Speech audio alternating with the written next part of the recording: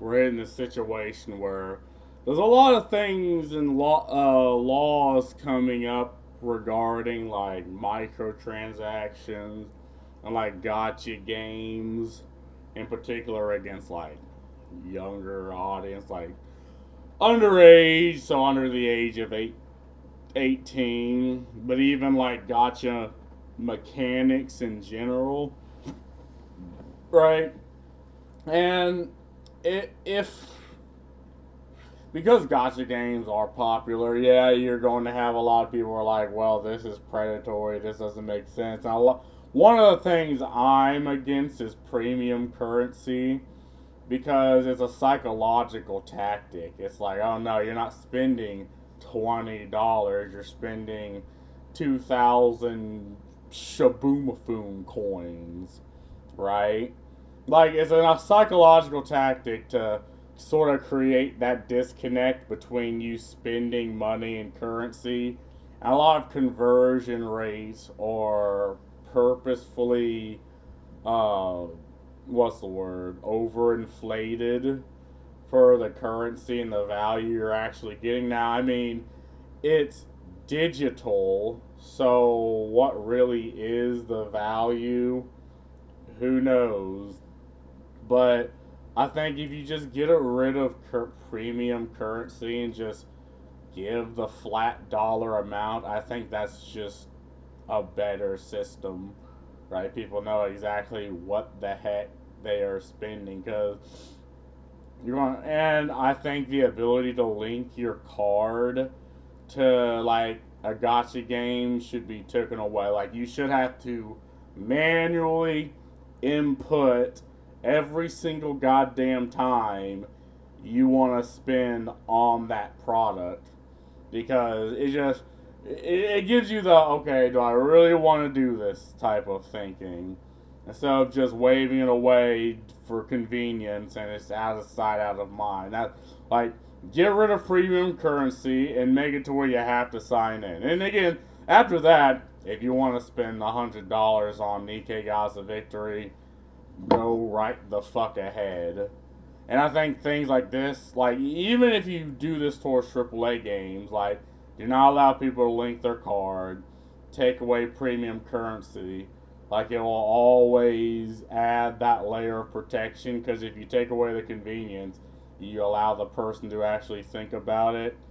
And again, everyone says, "Oh, well, then just don't do it." But again, like they have the psychology of these things down to a T. Like there are entire companies dedicated, like to like gotcha slot games, and like entire companies, entire teams dedicated to manipulating the psychology of even 18-year-olds. Like if you're 18, okay, you're legally an adult, but you're just entering the world, right? There you have a lot more to experience before you can, say you're a financial individual. So, and that's the thing that would, uh, you know, protect people at the end of the day. And if companies would do this themselves, we wouldn't have to rely on, government organizations to do this. And honestly, the government organizations will do it for their own interests because they want to weasel their way into people's entertainment. But if the entertainment wasn't, toxic, we wouldn't have to worry about that. So it's kind of like my opinion on unions. Like every interaction I've had with a union has been negative, but I understand that they have to. They're a necessary evil because companies are not moral entities and unions are not moral entities. Like they always are out for their own interest. They're neither good nor bad. They're just there. So the flaw finally caught up.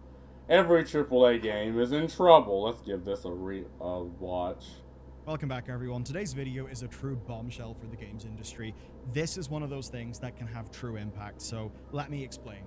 What just happened is the European Union just rewrote the rules on premium currency in games. Of course, that's the home of Ubisoft, of CD Projekt, of DICE, of Remedy, and so many other companies. And make no mistake, The new rules that they have just laid out could change gaming utterly. Actually change the games that you play. So you know those bundles where you've got to buy more currency than the item that you want costs, or perhaps the idea of limited time events, of no refunds on digital purchases. These are all being fought against by legislators. Yeah, and what I've seen back here, right? You'll have the, oh, you get a bonus this much, right? And that's also part of the tactic. You know, you get more the first time you pay, right? Like, it's all psychology. And if you understand that, you know why people are going against this and what's going on. Fought against by legislators. And when the EU takes action, it's a large enough block that it can reverberate around the world. And as evidence, how's that USB-C charger on our phone working out? There's a lot to talk about. Strap in. This one could actually, honestly, be pretty good. Oddly enough, you've got EU legislation to thank for the standardized phone charger situation, and for many, the ability to play ROMs on their iPhone. But now we seem to have EU legislation to thank for premium currency being threatened. So here's what went on. In September 20... And I'll give the EU this, right? They might purposely destroy every other type of business they have, but the Bureau of Consumer Protection is a good force to their credit. Like, I remember, like, when like someone from Russia called a Steam moderator the N-word slur, and they completely closed his entire games account. And so he went to that bureau. Like, what I heard, you can just sign your name, and if enough people do that, but he gave an excuse. And then the EU, again, like, the entire point is for them to hire lawyers whose entire jobs is to fuck with you. And they're paid by the taxpayer, so it is in their incentive to actually find something. Like, but this was a shut and closed case, and he got his entire library back because they do not care the social reason. They're like, you are not allowed to take away someone's paid product just because they called someone that worked there a bad word. And I am all for it. Like I will shit on the EU for everything else, but that in particular is a good thing. 2024, the EU proposed the Digital Fairness Act that was targeting all the practices online that make using digital services miserable. And in particular, it called out dark patterns in video games as one of the targets. And that's basically the gross manipulative techniques. Let's read this. Dark patterns. Sorry for keep pausing. Can unfairly influence decisions, for example, putting unnecessary pressure on consumers through false urgency claims. Yeah, it would like some games do this for like kids game. Like if you try to close the app, they'll like the damn thing will cry. I'm like, what type of dystopian fucking shit is this? Addictive design, a digital service that pushes consumers to keep using the service or spend more money, such as gambling like features in video games. So, loot boxes, dailies, personal targeting that takes advantage of consumers' vulnerabilities, such as showing targeted advertising that exploits personal problems, financial challenges, or negative mental states. Like, I can see this being more prevalent with, like, AI, because people are treating the fucking AI as an actual person and telling all their shit to it. Like, and exploit personal problems. Like, depending on the country, that could be, any type of poverty or war-related stuff, if in Ukraine. Difficulties with managing digital subscriptions, for example, when companies make it excessively hard to unsubscribe. Yeah, most companies do that. Like, I know Adobe does it. Hell, you have to pay a fucking fee to unsubscribe from Adobe. What type of stupid shit is that? Problematic commercial practices of social media influence. Some of the practices may also already go against existing EU consumer laws and other EU law. For example, the Digital Service Act and the Audiovisual Media Service Directive. I know the Digital Service Act is one of those things that make it almost impossible for social media companies to spring up in the EU. I don't really know what the second thing is. That trick and strong arm money out of people. Obviously, especially applying to people who are not yet adults. And this is fairly weighty because in the EU alone, games are obviously big business. Revenues have been going up in the EU. Online game spending in 2018 represented 74% of turnover coming from online revenue and 83% by 2022. That's all of those fun, dark patterns actually working and getting digital currency money out of people.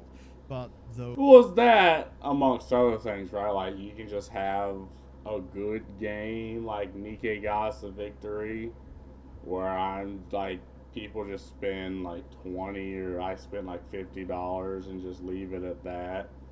But yeah, you do have people who have sort of that addiction to either gambling or spending money, right? And uh, it's kind of hard to say, okay, if it wasn't video games, what else? Like, would it be gambling or anything else?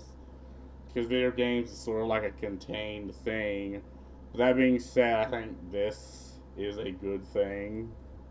those dark patterns target the most vulnerable people the most. Yeah, and shit, there's like no kids. one more vulnerable in the eyes of the law than children. Children who spend an average of €31 a month on online games, according to data from Video Games Europe. Like, what do you mean by kids? Because, like, from like when you say children, do you mean 5-year-olds or 15-year-olds?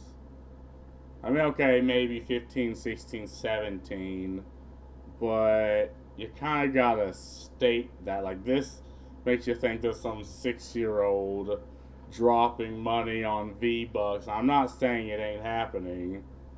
I'm just saying, like, it'd be nice to, like, I get it. You're trying to push a law and trying to grab at the heartstrings, but you gotta give a little bit more information. Because if it's someone like a 17, 18-year-old, 16-year-old spending their own money that they got, okay, maybe like 80 euros it would be.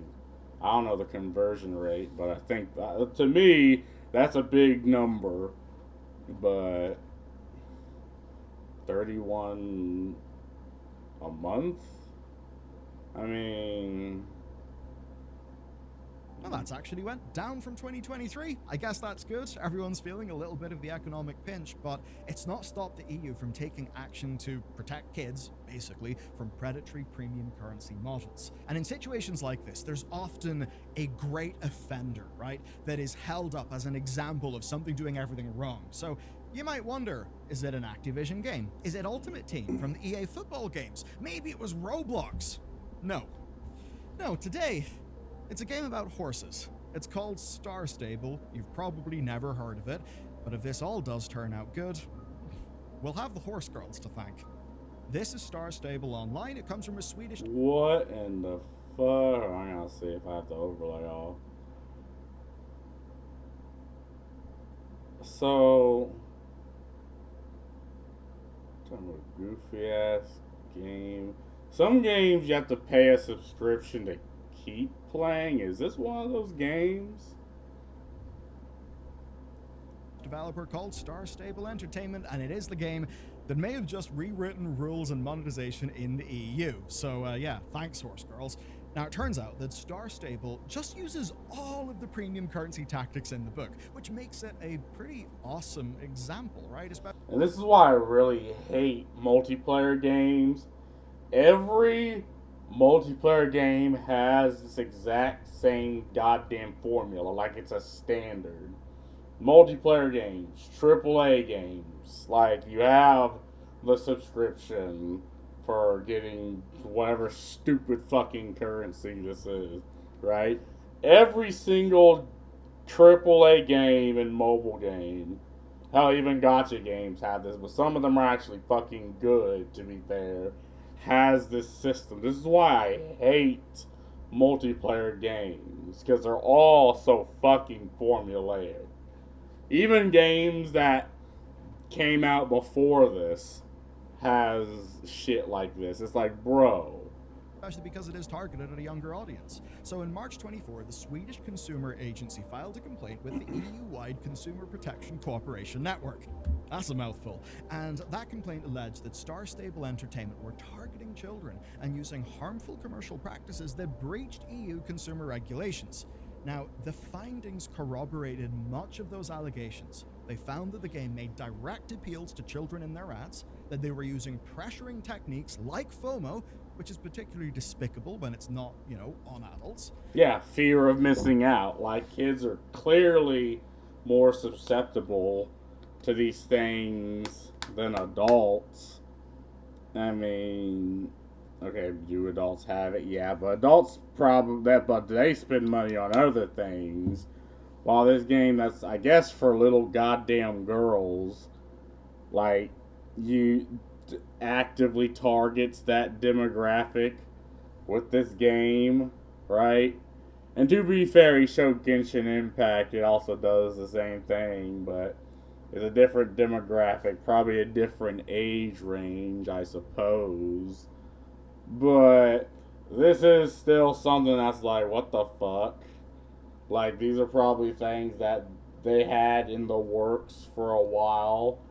And then COVID happened. Like, you've seen a lot of people having, like, spending money and time to spend it.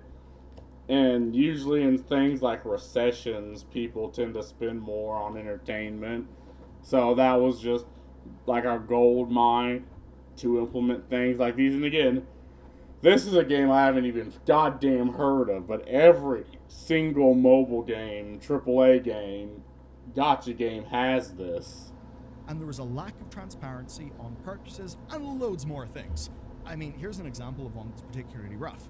They were responsible for influencers promoting the game to kids without any disclosure of the spending risk. So, in short, it's bloody well damning. Star Stable Entertainment now have a month to address complaints and propose solutions with their game, but what matters for our purposes today is the Consumer Protection Cooperation Network, we can just call the CPCN.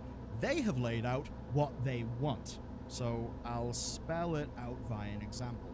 This is what should happen in the ideal world. You, dear gamer, want to buy yourself a new horse. You see that your new horse costs 300 star coins. The store tells you that's around £5, so it just lets you buy 300 coins exactly. You buy exactly what you need for the horse, rather than the current bundles that exist of 200 coins or 400 coins, meaning that you always have to buy with some wastage, which just ends up giving the company more money. So in short... Yeah, Helldiver kind of does this thing, right? But, like, if you just play the game, you'll just get the premium currency. And, again, same thing with Warframe. If you just play the damn game, it will just hand you, like, you'll get things. You can sell that things for plat, which is the premium currency.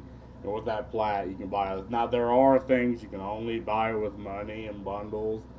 And they added some, like, Regal Aya system, which I think is dumb. But it's mainly to get things that you can already get through the game, right? And, I mean, is there an in-game way to get star coins in this game, or can you only get it through paying money? Because I feel like that would be a problem. They can be like, oh, you'll earn a certain amount of star coin if you sign in like a certain number of days, like, I don't know, 10 a day. So in like, I don't know, a couple weeks, like a month, you're able to get, or like a little less than a month, you're able to get a horse. I feel like that would be better. Pounds, so it just lets you buy 300 coins exactly. You buy exactly what you need for the horse, rather than the current bundles that exist of 200 coins or 400 coins, meaning that you always have to buy with some wastage. And to be fair, that is just a better system, which just ends up giving the company more money. So in short, no obfuscation bullshit, no weird tactics. And worst of all for these companies, this will have them bloody well shaking. You'd have to have a refund policy, both for the coins and the horse. Yeah, And that is perfect, just amazing. Like, absolutely. I don't care if it's digital. I don't care if it's not physical. They should be able to, within a certain amount of days, maybe refund whatever the fuck they have. Because we live in this age where, like companies can just take away multiplayer aspects of a game. Which, if multiplayer is the point, you're effectively taking away the whole game. And if you bought the game full retail price, you're just boned. So, I mean, this is just one step of fixing that issue, but it's a step in the right direction. And none of this would be pitched as a limited time event where you have got to get the thing right now. So that's an example then of how these policies should be applied, and each is indeed a massive win for consumers. But that would not matter if this amounted to nothing. You could look at all this and think, right, so some Swedish horse game has got a slap on the wrist. No, it's more than that. This seems to have backbone. So here's the big important bit. These solutions are the backbone of what the European Consumer Organization calls key principles for trustworthy gaming environments. And these could cause huge problems for anyone who is using premium currency. When I say this could shake the foundations of the game industry economy, I absolutely mean it. So, these, which I'm going to spell out for you, are the minimum requirements for purchasing and using virtual currencies in the EU. And what's neat is the philosophy behind them. So the CPCN considers these premium currencies as an equivalent to the real money that is used to purchase them. And that for them means that they are just as worthy of legal scrutiny. So you can see how that is, in a way, a mindset shift that paves the way for actually treating these as they are. So just think about the... Yeah, it's like you pay money, it has value, so we have to give you the same protection as any other thing you pay money for. Because people like to still think we live in the early 2000s of like online purchases and copyright. It's like, no, we live in a completely different age. Like, it is kind of time for the legal system to step up. And, the whole, if you don't like it, don't buy it. Like, okay, well, for kids who are not, like, I do agree the parents should be there, but that game looked harmless. Like, it just looked like a game for kids, but they have all these stupid fucking practices in there that were exploitative. And, again, to me, that's just a good thing. I mean, again, in a perfect world, we wouldn't have to demand companies and government organizations do this, but it's like they take your tax money anyway, so they might as well do the one goddamn thing they exist to do. The last game that you played that had a premium currency in it. Whatever that game is, I want you to keep it in mind. And with that in your mind, I'm now going to go through the various different practices that this targets. So, prices for premium currency packs that are a little more than the available product. So you've got to buy extra coins, extra gems, whatever it may be. Obfuscation of how much currency is worth by always pairing currency with other items or multiple currency options. As an example, I think World of Warcraft may actually fall for that because it includes Trader's Tender in one of the new mount bundles. Another one, a complete lack of a refund option for making currency purchases or even for in-game items. So there would have to be a refund policy. That's something none of us are used to in these games. Also, FOMO practices to encourage buying. Those are going to be looked at, so some of those may no longer be allowed. And all of these practices are now something that the EU can hold against developers and publishers. Even more so if the parental controls of said game are not up to scratch. So it's less a case of me saying, can you think of any game that falls into those categories? And it's more me saying, can you think of a game that doesn't fall into those criteria? Yeah, like every single game that came out, like post 2015.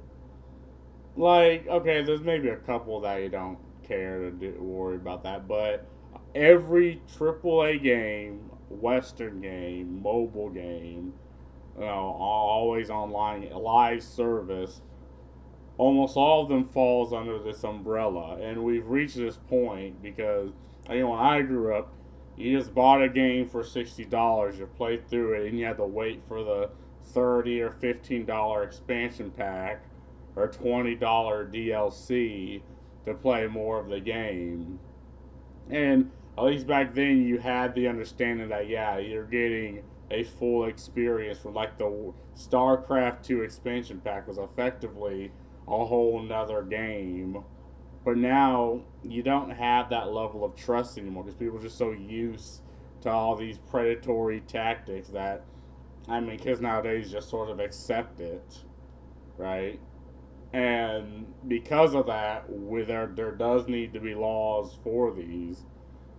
It's fairly humongous, which might indeed be the point here. We know this is something the EU have been thinking about in other circumstances than just Star Stable. As an example, in September 2024, the European Consumer Organization published a report on popular online games, and in that report, they targeted Diablo 4, EA Sports FC 24, Minecraft, Fortnite, and a bunch of others, and it was all about how the virtual currencies work.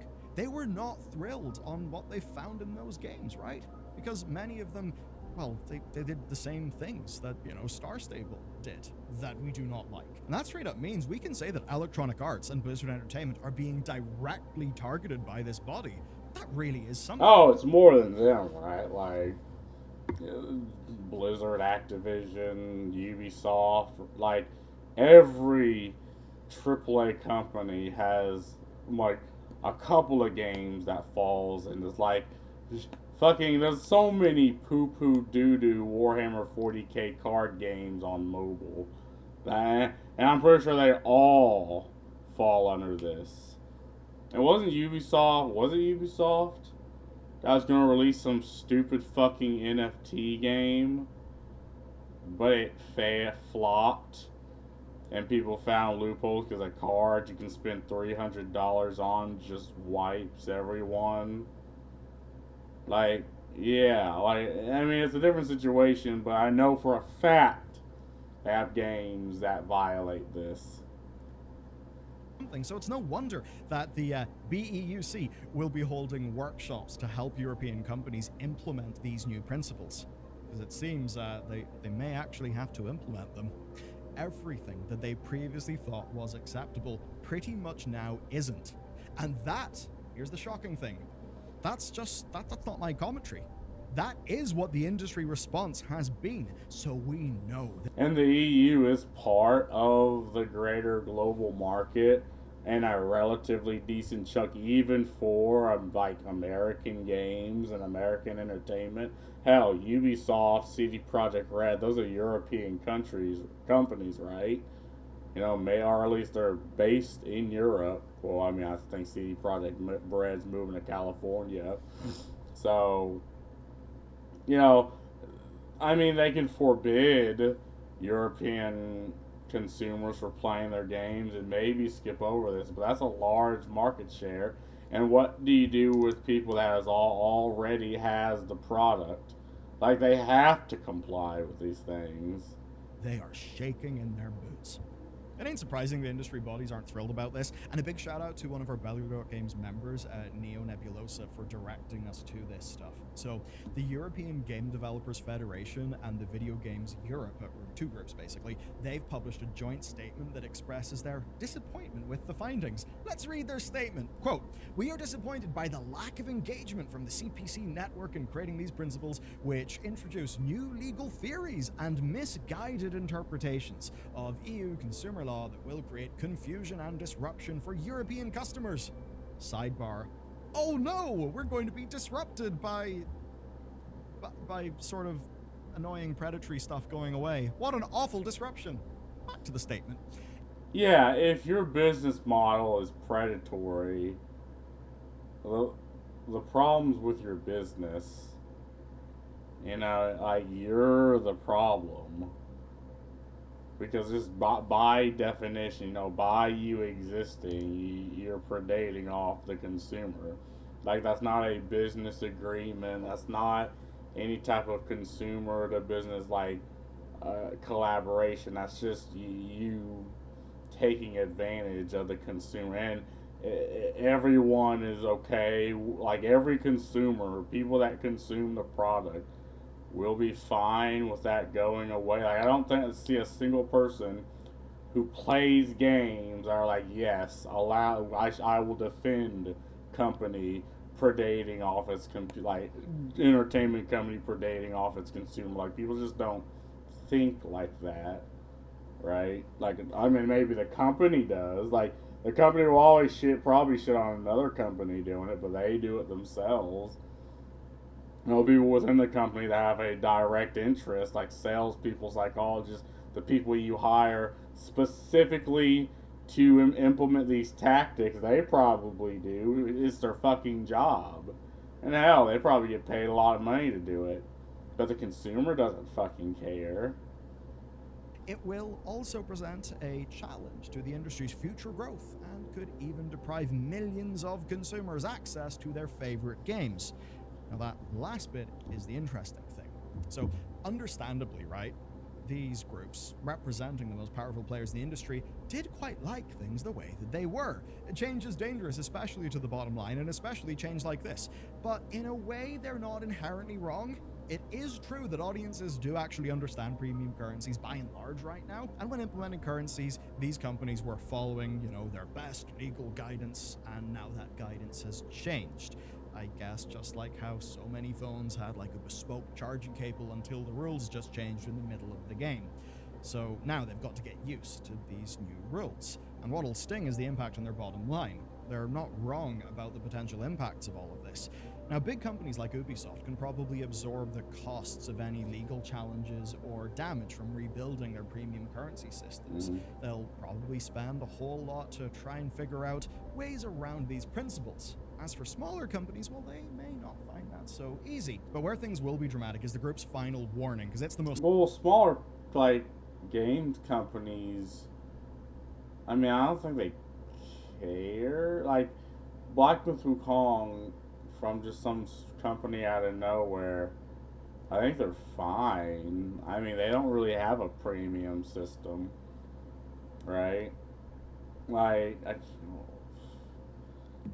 would I consider the Helldivers 2, the company over that, to be small? I guess it's a double A. But again, for them, you can literally, like, they've always had a system where you could just buy specifically the amount of the super credits you need to purchase the pack. Like, they've always had that. Again, above you just playing the damn game and getting that shit in game. I just don't think smaller companies, like, I think smaller companies, like, they don't have, the wherewithal to implement these predatory business practices.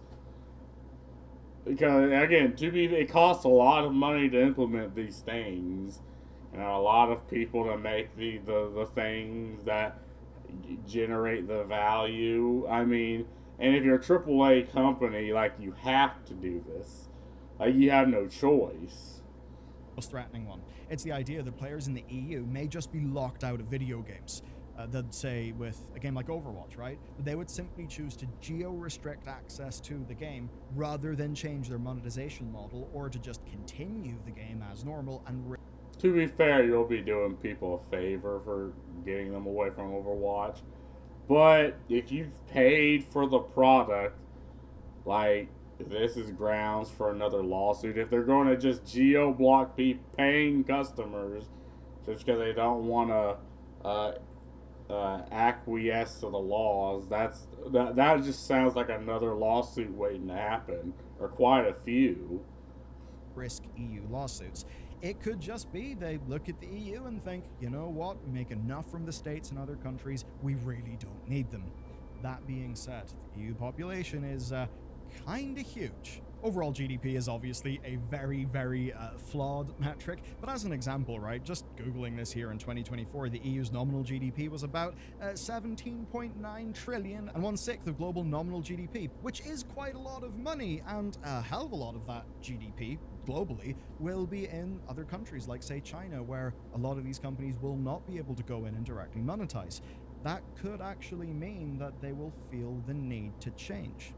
And in a way, there are two wolves inside me who are fighting, right? I suppose one of them is the pragmatic wolf, the other one is the almost like the last vestiges of some sort of libertarian idealism that says, let the market decide. If the gamers do not like the bad practices, the gamers shall not partake in them. And the But to be fair, those bad practices are in just bad AAA games. Like, people are already moving away from AAA or, sailing the high seas where you don't really have access.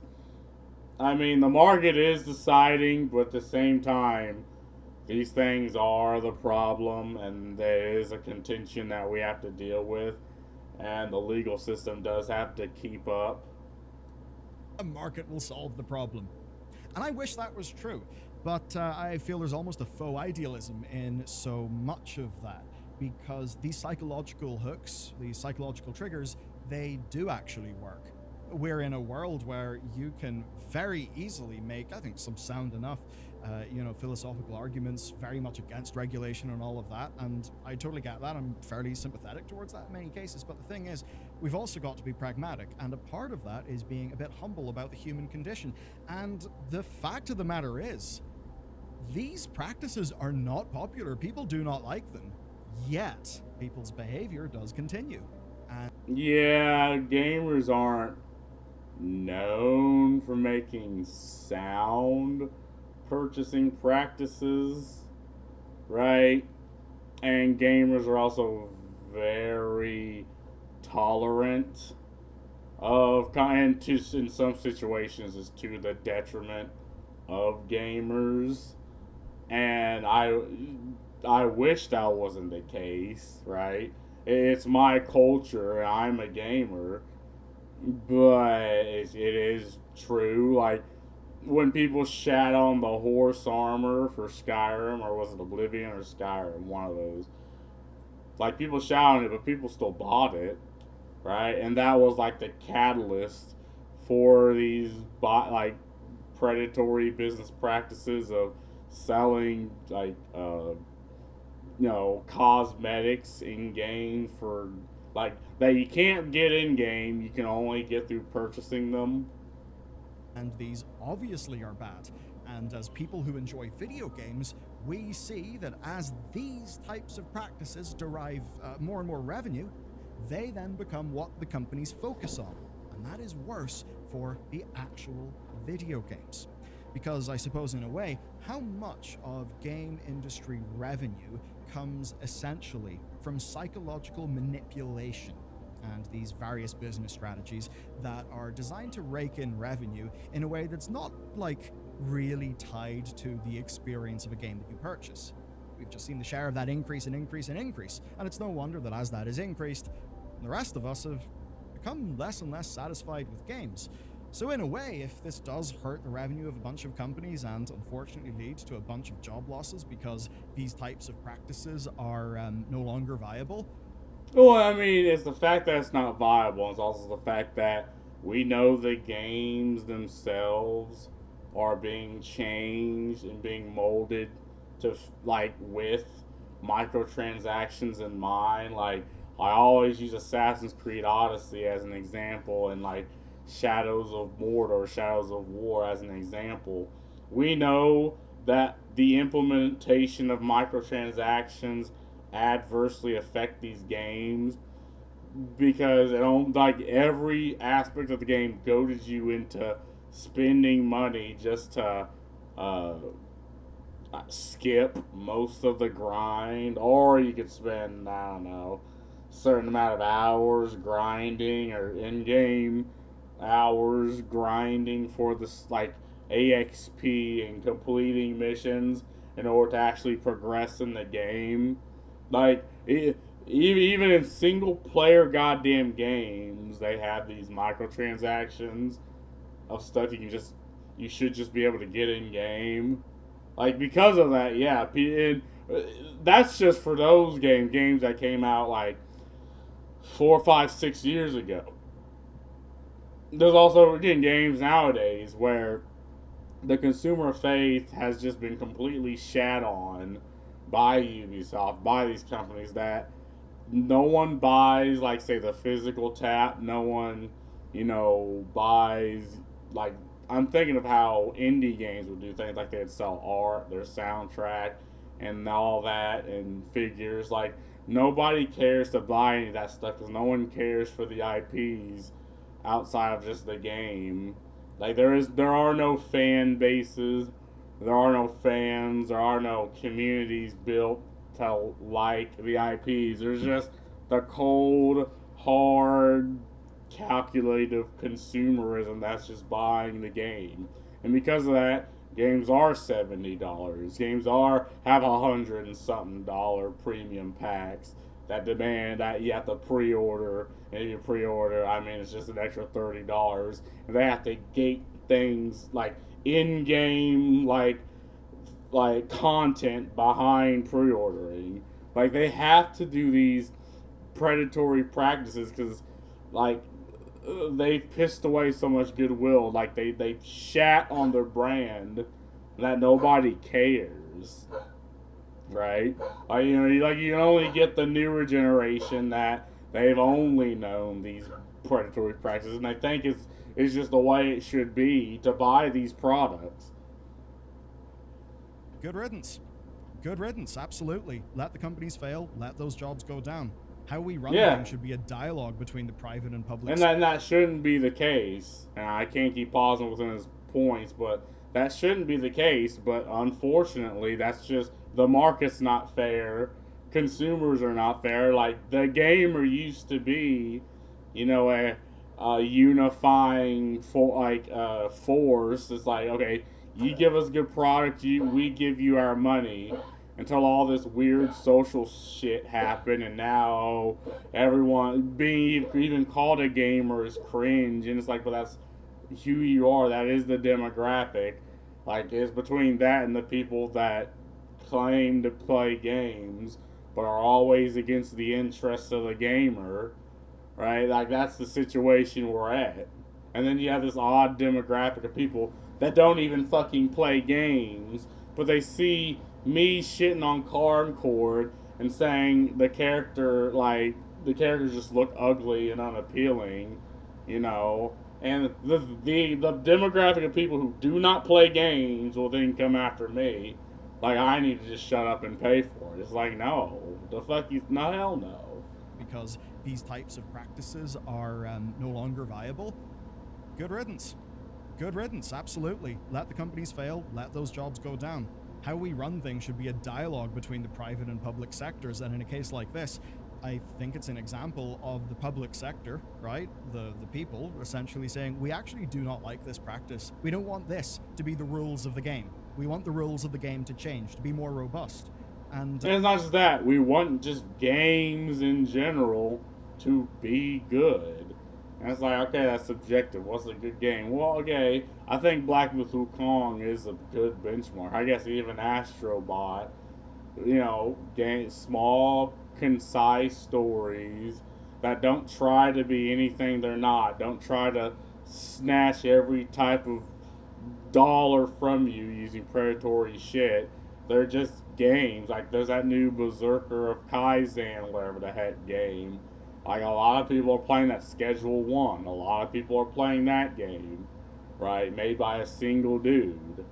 It's like that. It's clear what the market wants because they put their fucking money towards what they want, right? But you have the odd media companies and like games journalists that suck the cock of AAA games, and they give them this false equivalent of what the consumer wants. And then the companies, they only look at spreadsheets. They only look at what others, like the people they pay to, that tells them what the consumer wants. Then they put out the product like Assassin's Creed Shadows. Okay, people buy it, but the cost it made, like what it costs to make the game versus what they get, they're still in the red. And Ubisoft's a failing fucking company because it's stock. Like, I think in the next year they're just going to get delisted their stock is so fucking far down. It's not only that, they also demand other social media companies act to protect them. That's why they got rid of the dislike button on YouTube. Like, they're imposing things just through other information and media platforms. Yeah, the market will, once it adapts to that, find a solution. And if the new rule set is a better rule set, then that should be a net good. But of course, none of this will matter if there's no enforcement. Enforcement, because one country making a digital consumer policy often will find difficulty in enforcing it because you're just one little guy, Mr. Belgium, right? That's why even though Belgium has banned loot boxes, so many games simply just ignore that and still operate in the country. Like in World of Warcraft in the new raid, one of the bosses is basically a slot machine boss. We always have the joke that for the person in our team that's in Belgium, that boss just can't drop any loot. I don't know, there's an EU firewall or a Belgian firewall.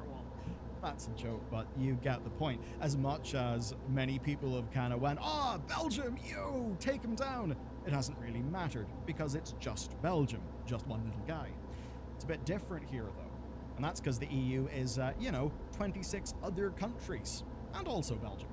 In 2023, it was worth 25.7 billion euro in game revenues. That's a lot of revenues. And we know that their legislators are willing to take on the likes of Apple and Google when their rulings are being defied. They have done that. But more than that, the companies inside the EU are, part of a big global network, and that does mean that whenever USB-C cables become standardized in the EU, they then become standardized everywhere because of manufacturing limitations. Yeah, and it's also, well, different point. It's also the fact that gaming is, like, gaming when I grew up was niche. Like, you were bullied in high school for playing games. But now everyone's a gamer. Like, even my mother's a gamer. Like, if you take phone games, because I guess gaming is just this club that everyone, like, everyone needs to be a part of and not just a niche. I can't do, even Elon Musk getting shat on for having others play his account. And they have this thing where there's all these, like, football and influence saying, like, "Oh yeah, we play games." Because now it's accepted, but I also think because it's popular, there's so many interests in gaming and entertainment, right? Like, there is an interest to keep loot boxes going, but there are interests, like he said, in the EU, to get rid of all this stuff. I'm sure Apple would have loved to have continued just selling people lightning adapters in the States, but ultimately they seem to have saw the way the wind was blowing and made the big change to USB-C. No one wanted to have, of course, a whole factory just making EU-only phones. And again, thinking about the impact that would have had on the whole ecosystem of manufacturing partners, blah, blah, blah. So you can see how with hardware, it does kind of make sense. We can see, though, software examples where it's not really the same thing. It's not like you can just go and get an emulator for your iPhone in America, but you can in the EU. So the question then is, will developers want to risk losing a large slice of that EU-derived money? Or will they simply have to ship a cut-down and less exploitative version of their in-game monetization to European countries? If so, it puts them in a fun little dilemma where the American gamer may get a transparently worse deal than, say, the European gamer. And then you can say, well, compare your store to mine.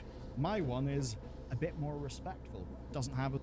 I don't know. I think they're just going to do what this game does. Just allow people just to purchase the thing for, like, that specifically what they need to make the purchase. Or they could just do away with premium currency altogether and just be like, okay, this costs this much money. And then maybe we'll have walk into another argument of, okay, well, this is still too goddamn much, but I mean that'll be later down the road. As much FOMO, doesn't have as many tricksy bundles and things that basically feel like a scam, and that'll be a bad look. That's the dilemma that these companies face, and in a way, it's all thanks to a game about horses. So, hero of the day, horse girls. I guess that's a thing. Hey. Okay, tell you what though, if you want another story, another big, grand, juicy story, check out this one. It also hits the EU, but it also hits corporate melodrama, which is honestly some of my favorite. Yeah, good video. And again, I think though they will like it. Does it take a lot to? Does it take a lot to? I don't know. Maybe it does. Maybe, but you had to have known that you're taking a risk implementing these things that you know is eventually going to be legislated against. So a horse started this, and a horse could end it. Got him.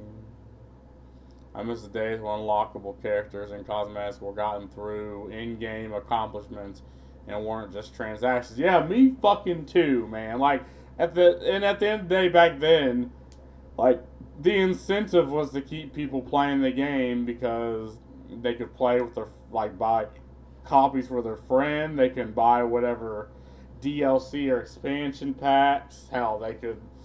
I mean, and it's fine to just play a game over and over, and after buying a game once, you're getting like the value of 2 or 3 games, like Mass Effect. All offer ownership. I'm tired of not owning media I paid full price for. Yeah, this should be the next thing. Like, it is a hard implementation. There are a lot of blocks, but I mean, it's because of this while people are moving to pirating. It's like, oh, I don't actually own this game. You can take it away. Okay. I'll just sail the high seas for it. And in that case, I don't think there's any moral qualms for it. They get rid of monetization, quality of games would go down due to the lack of funding. I remember when there wasn't a monetization and AAA titles were shipped finished and with loads of content. Do you have to pay $50, $60? Yes. Do you get a complete polished product? Yes. If they get rid of monetization, the quality of the game would go down due to lack of funding. Again, and if they had the consumer faith, like if they didn't shit on their IPs, this wouldn't be an argument, right? You'd have like Black Myth Wukong proves this wrong. Like you can have a legitimately good game just by paying once, and that's it. Space Marine 2 proves this wrong. Like, does it have? I think it has monetization. I mean, but for $70, you're still getting a good game that you can play with people. Like, so many games prove that wrong. That, okay, maybe the quality of AAA games might suffer, but if their entire business model is predatory, I mean, maybe they do, like, people will turn away, and maybe they just deserve to lose, right? Like, and yeah, and people were fine with paying $50, $60 for complete products, but the problem is you're paying $70 for an incomplete product.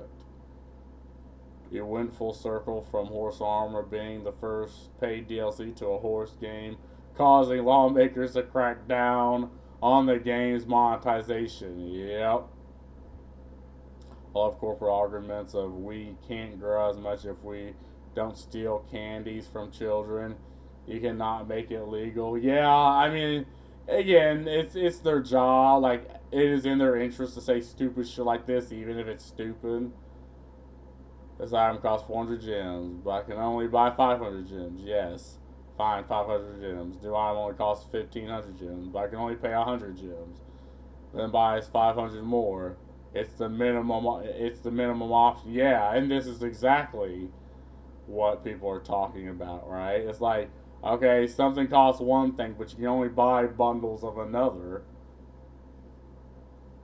At the end, however, I think it's much needed. Hopefully this can clear up the mess of mobile game space, where almost all games have the F2P, have to be F2P to be surfaced. F2P.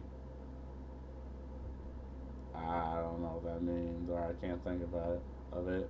Currently, the only way to complete is to join the masses and try to sell the game content through any means necessary. Hopefully, this will encourage more innovation in gameplay to sell games of just trying to figure out ways to milk existing players. Yeah, and again, this is where mobile games are at. And to be fair, some of them are good now, right? You know, in comparison to AAA games, I'd be so happy to see monetized in-game currency just disappear forever. Yeah, I would too. Like, just be like, okay, this costs this much money, and there you go. I'll never forgive horses for what they did to this industry. Horses committed the original sin. Gambling in Las Vegas is very heavily regulated to ensure fair practices. Online gaming should not be exempt. Yeah, I agree with that. Yeah, because so many of these are itching their ways, even in games for kids that are 13 years old that aren't, legally financial individuals. It's about time something needs to be done about predatory digital pricing and price models. I hope they go after subscription payment for software next. We should have the option to pay once for digital content, not subscribe to it as a service. It's a product, exactly. And again, this is the switch companies made with software because it was profitable. This may be the first time they name protecting children as a reason where it actually is for protecting children. I agree, right? Because all these other times is to implement whatever, rule and addendum that ends up just not doing that. But this is the one time it'll actually work. But yeah, I'm gonna take that. But hey, good video, and we'll see. I mean, this was like 13 days ago, but it's still applicable. Peace.